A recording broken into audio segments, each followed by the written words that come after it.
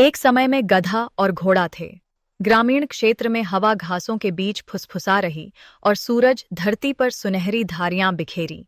वहां मेहनती गधा रहता था और एक गर्वित घोड़ा। वे दोनों एक ही किसान के थे, लेकिन उनके जीवन बहुत अलग थे।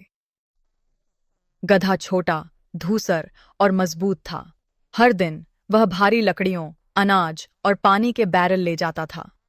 वह बिना शिकायत के पैदल लंबे किलोमीटर चलता, पीठ दुखती।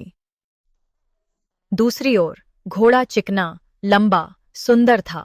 चमकदार पालका पहने सवारी या विशेष अवसरों के लिए उपयोग होता था। वह खेतों में नाचता, सभी की प्रशंसा पाता, चमकती थी उसकी खाल।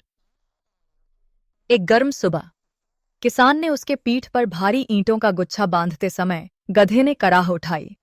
मजबूती से बाजार यात्रा शुरू करते समय उनका भार असहनीय हो गया। सूरज ऊपर जल रहा था, धूल पैरों के चारों ओर थी। कई मील चलने के बाद गधा धीमा पड़ा, भारी सांस ले रहा था।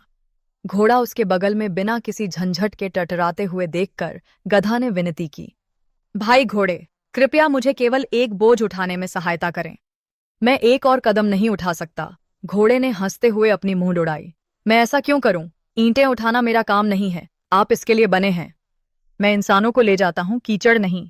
गधा शर्मिंदा होकर नीचे देखा। मैंने थोड़ी दया की मांग की, पर घोड़ा बिना शब्द कहे आगे बढ़ चला। बहुत समय नहीं बीता, गधा लड़खड़ाकर सड़क के किनारे गिरी पड़ा। उसने अपनी आखिरी ताकत दे दी। किसान उसके पास दौड़ा, चिल्लाया, लेकिन देर हो चुकी थी। गधा चल बस्त हो गया। किसान ने थकी हुई गर्दन के साथ गहरी सांस लेते हुए घोड़े की ओर मुड़कर कहा, अब तुम्हें यह बोझ उठाना होगा। घोड़े की आंखें चौड़ी हो गईं। पूरा?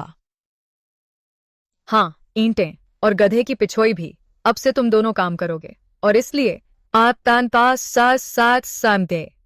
घोड़ा खुद को पीठ तोड़ने वाला बोझ उठाते पाया। जो कुछ भी उसने कभी उठाया था उससे 2 गुना भारी।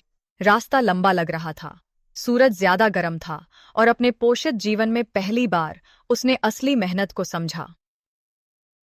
दिन बीत गए और गर्वित घोड़ा धीरे धीरे कमजोर पड़ने लगा। उसका चमकदार कोट फीका हुआ, कदम डगमगाए। अक्सर गधे को सोचता। उसने ठंडेपन से उसकी मदद की प्रार्थना इनकार कर दी। कभी किसी और के बोझ नजरअंदाज न करें, यह आपका बन सकता है।